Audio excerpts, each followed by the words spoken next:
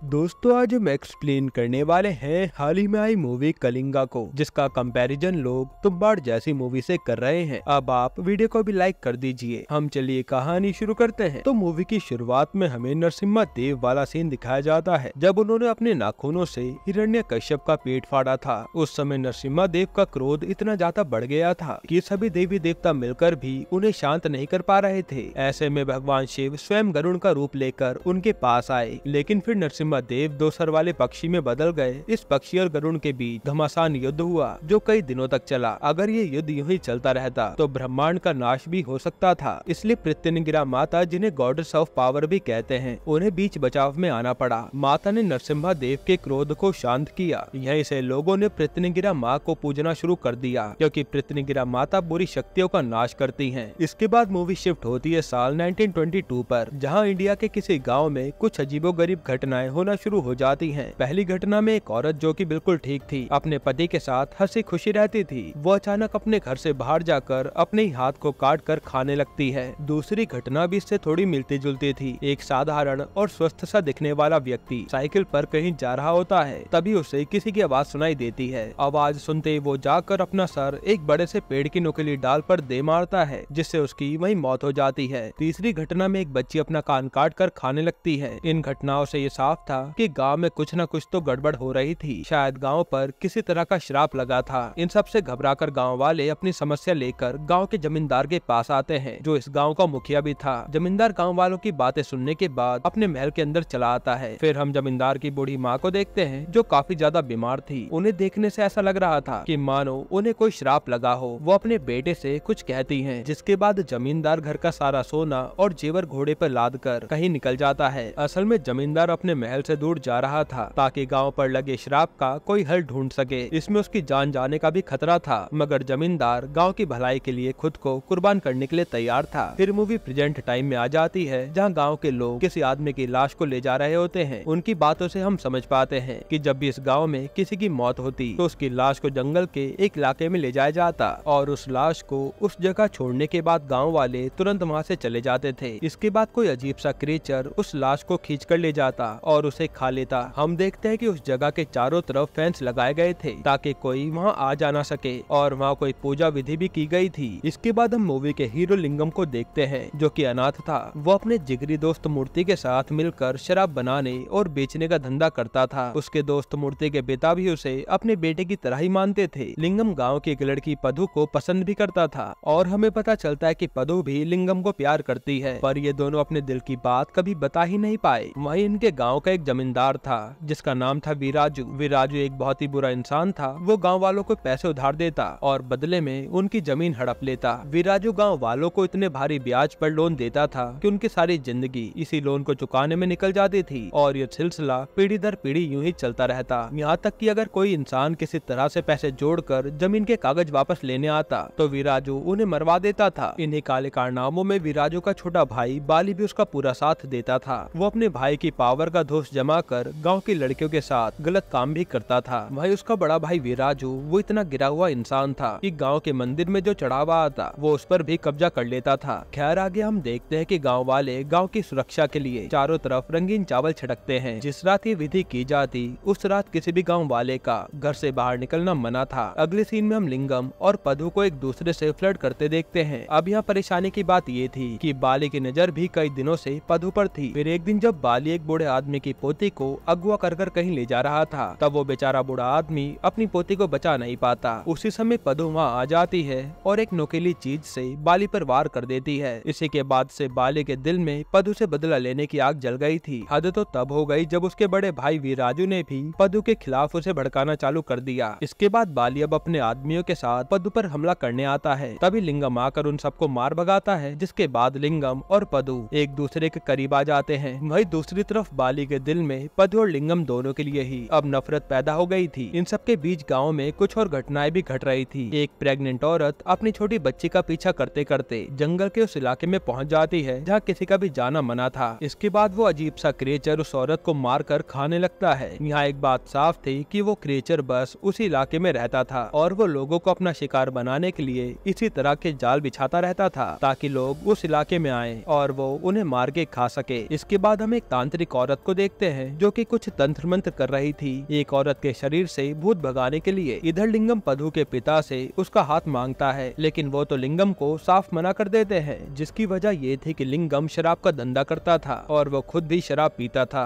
इसके अलावा उसके पास अपनी कोई जमीन जायदाद भी नहीं थी। हालांकि उसके दादाजी की 2 एकड़ की जमीन तो थी, मगर वो उन्होंने जमींदार के पास गिरवी रखी हुई थी। तब लिंगम उनके आगे शर्त रखता है कि अगर मैं अपने दादाजी की जमीन के कागज छुड़ा लाऊं तो पदू के पिता को उसकी शादी लिंगम से करनी पड़ेगी। तब पदू के पिता तुरंत मान जाते हैं, क्योंकि उन्हें पता था कि ना तो उस जमीन का ब्याज लिंगम के दादा चुका पाए थे और न ही उसके पिता। अब लिंगम भला ऐसा क्या ही उखाड़ लेगा। फिर लिंगम अगले ही दिन जमींदार विराजू के घर पहुंच जाता है और अपनी 2 एकड़ की जमीन के कागज वापस मांगता है। बात ये थी कि लिंगम के दादाजी ने अपनी सारी उम्र ब्याज चुकाया था, ठीक वैसे उसके पिताजी भी जिंदगी भर ब्याज भरते रहे। लिंगम भी समय से उस जमीन का ब्याज चुका रहा था और यहाँ देखा जाए तो 2 एकड़ की जमीन का लोन तो कब का चुक गया होगा, यहाँ तक कि ब्याज भी वसूल हो गया होगा। और यही बात लिंगम यहाँ रखता है। लिंगम कहता है कि वीरराजू तुम हमें कितने सालों से ठग रहे हो, इसलिए मुझे मेरी जमीन अब वापस चाहिए। लेकिन वीरराजू इसके लिए मना कर देता है। तब वीरराजू के मना करते ही लिंगम मार पिटाई करने के लिए तैयार हो जाता है और ये देखकर वीरराजू एक चाल चलता है। वो लिंगम से कहता है कि मैं तुम्हें 2 एकड़ की बजाय 4 एकड़ जमीन देने को तैयार हूँ, मगर वो जमीन मैं तुम्हें जंगल वाले इलाके में दूंगा। तब लिंगम झट से हाँ कर देता है और वीरराजू भी जंगल की तरफ की 4 एकड़ की जमीन लिंगम के नाम कर देता है। और दोस्तों ये वही जमीन थी जहाँ वो क्रीचर रहता है। उस जगह तो कोई जा भी नहीं सकता था, वहाँ रहना और घर बसाना तो दूर की बात है। यहाँ भी राजू को लगा था कि लिंगम जैसे वो जमीन देखने जाएगा वहाँ मौजूद क्रीचर उसे जान से मारकर खा जाएगा, जिससे वीरराजू की मुसीबत तो यूं ही हल हो जाएगी, यानी सांप भी मर जाता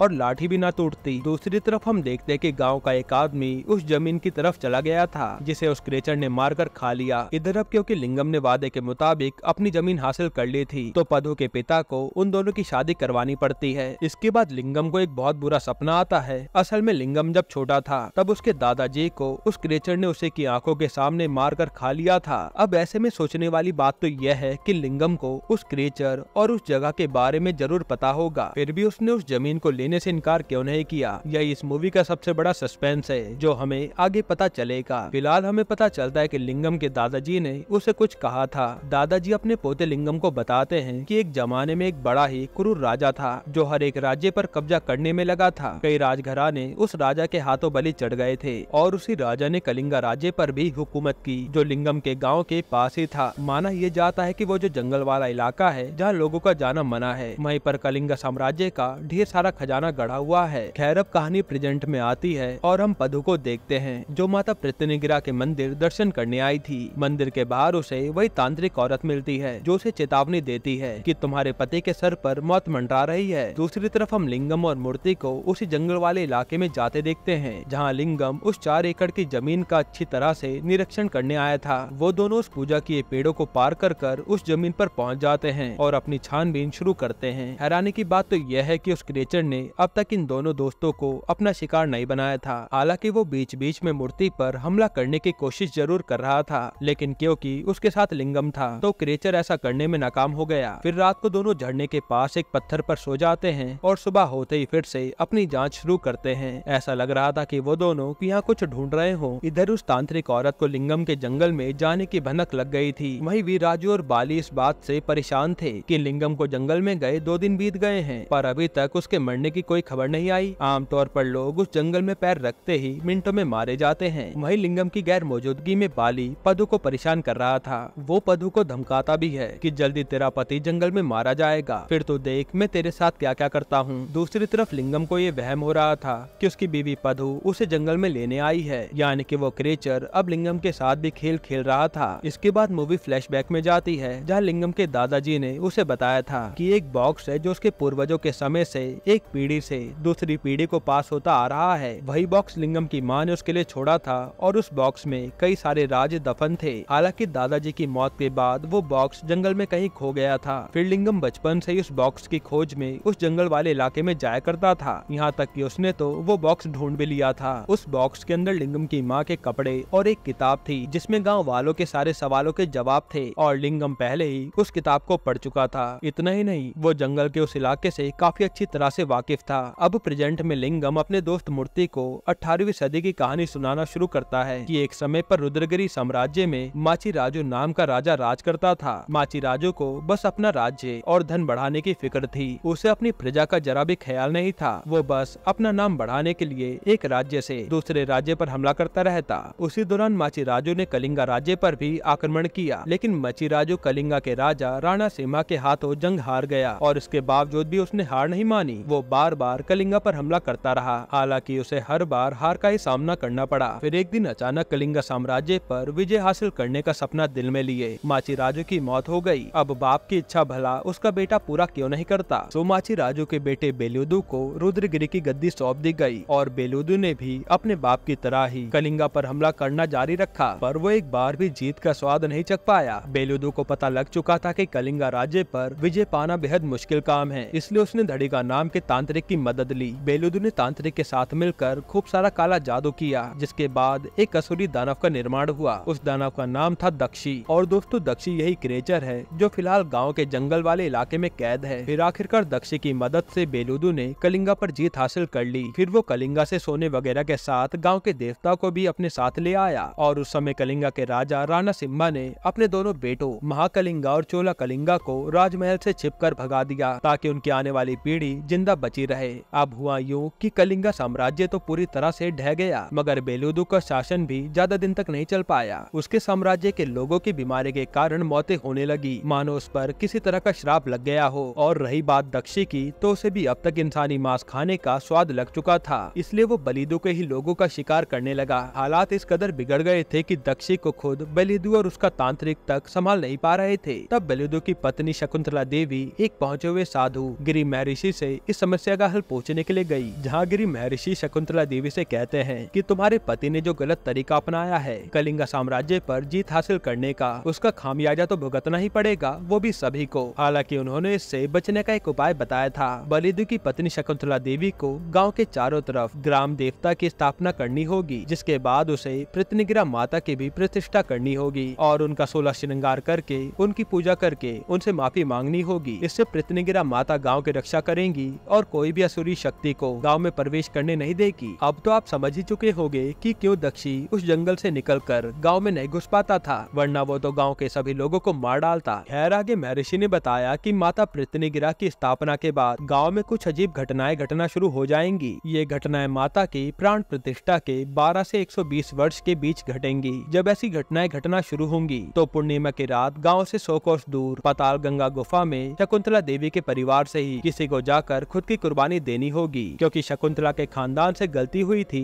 तो इसका प्रायश्चित भी उसी के परिवार को करना होगा। और हाँ, कुर्बानी देने से पहले उस इंसान को कलिंगा साम्राज्य से चुराया सारा खजाना भी लौटाना होगा। अब जैसे शकुंतला देवी को पता चला कि उसके खानदान से किसी को खुद का बलिदान देना पड़ेगा तो वो परेशान हो गई। इसी चिंता में धीरे धीरे उनकी तबीयत बहुत खराब हो गई और वो हमेशा बीमार रहने लगी। और हमें पता चलता है कि शुरुआत में हमें जो जमींदार की बूढ़ी माँ बिस्तर पर दिखी थी वो शकुंतला देवी ही थी। और मूवी की शुरुआत में जो अजीब घटनाएं हुई थी वो इसी बात का संकेत थे कि अब बलिदान का समय आ चुका है। फिर साल 1922 में वो जमींदार यानी शकुंतला का बेटा कलिंगा का सारा सोना लेकर उस गुफा में चला गया था और वहाँ जाकर उसने अपने प्राण त्याग दिए, जिसके बाद गांव में वो घटनाएं होना बंद हो गई। खैर, अब लिंगम उसी खजाने की तलाश में था जो उस जमींदार ने गांव से 100 कोस दूर किसी न किसी गुफा में रखा था। फिर लिंगम किसी तरह से मूर्ति के साथ मिलकर उस गुफा का पता लगा लेता है, जिसके बाद हमें कुछ और बातें पता चलती है। असल में लिंगम ने जानबूझकर वीराजु से अपनी गिरवी जमीन मांगी थी, क्योंकि वो वीराजु की चालाकियों को अच्छी तरह से जानता था।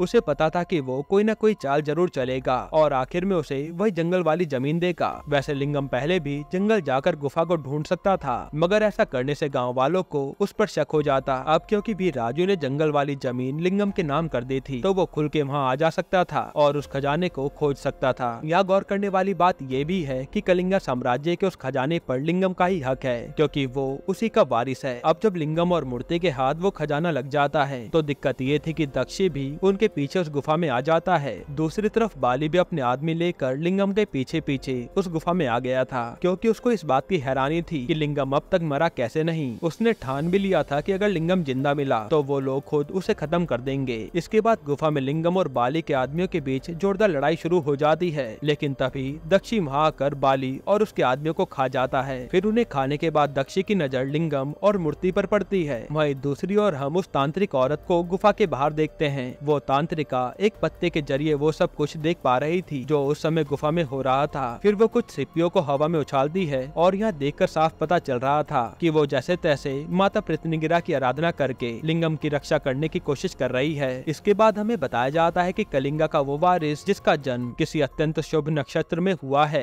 उसका क्रोध एक हथियार की तरह है और उसी के हाथों असुर दक्षी का विनाश होगा। तभी हम देखते हैं कि लिंगम गुफा में रखी एक तलवार उठा लेता है। वहीं दूसरी तरफ हमें पृथ्वीगिरा माता बेहद क्रोधित रूप में दिखाई देती हैं। असल में माता पृथ्वीगिरा लिंगम को अपनी शक्ति प्रदान करती हैं, जो कि अब असुर दक्षी का वध करने वाला है। इसके बाद लिंगम दक्षी को तलवार उठाकर जान से मार डालता है और दक्षी के रास्ते से हटने के बाद अब कलिंगा का सारा खजाना लिंगम का हो जाता है। फिर अगले सीन में हम देखते हैं कि लिंगम अपनी पत्नी पधु, दोस्त मूर्ति और उसके पिताजी के साथ फॉर्च्यूनर में बैठा है। ये इस बात का इशारा था कि वो अब काफी अमीर बन गया है और इसी के साथ ये मूवी खत्म होती है। फिर पोस्ट क्रेडिट सीन में हम देखते हैं कि पूर्णिमा की रात फिर कोई असुरी ताकत एक आदमी पर हावी हो जाती है, लेकिन वो तांत्रिक अपने तंत्र मंत्र से उस आदमी को बचा लेती है। फिर वो असुरी ताकत वापस उसी गुफा में चली जाती है। साथ ही हम माता पृथ्वीगिरा को भी देखते हैं, यानी शायद लिंगम को वापस उस गुफा में आकर उस असुर का नाश करना पड़ेगा। अब वो असुर दक्षी है या फिर कोई और, यह हमें बताया नहीं जाता। और हाँ, आप ये जरूर सोच रहे होंगे कि दक्षी ने लिंगम और मूर्ति पर हमला क्यों नहीं किया। तो जब पधु माता पृथ्वीगिरा के मंदिर गई थी तो उस तांत्रिका ने उसे एक रक्षा सूत्र दिया था, जो पधु ने लिंगम और मूर्ति दोनों के हाथ पर बांध दिया था। अब आप ये भी कहेंगे कि लिंगम तो बचपन से ही जंगल में आता जाता था, फिर दक्षी ने तब उसे क्यों नहीं मारा। तो इसके पीछे कई कारण हैं। पहला ये कि लिंगम कलिंगा खजाने का असली वारिस था। दूसरा ये कि उसी के हाथों असुर दक्षी की मौत लिखी थी, यानी दक्षी उससे डरता था। और तीसरा ये कि माता पृथ्वीगिरा स्वयं लिंगम की रक्षा कर रही थी, इसलिए दक्षी हमेशा लिंगम से दूर रहता था। अब दोस्तों, आपको ये मूवी कैसी लगी हमें कमेंट में जरूर बताइएगा, और इसके अलावा आप कौन सी मूवी का एक्सप्लेनेशन चाहते हैं वो भी कमेंट कीजिएगा। बाकी अगर आपको हाल ही में आई एक कमाल की मूवी देखनी है तो आप ये वीडियो देख लीजिए।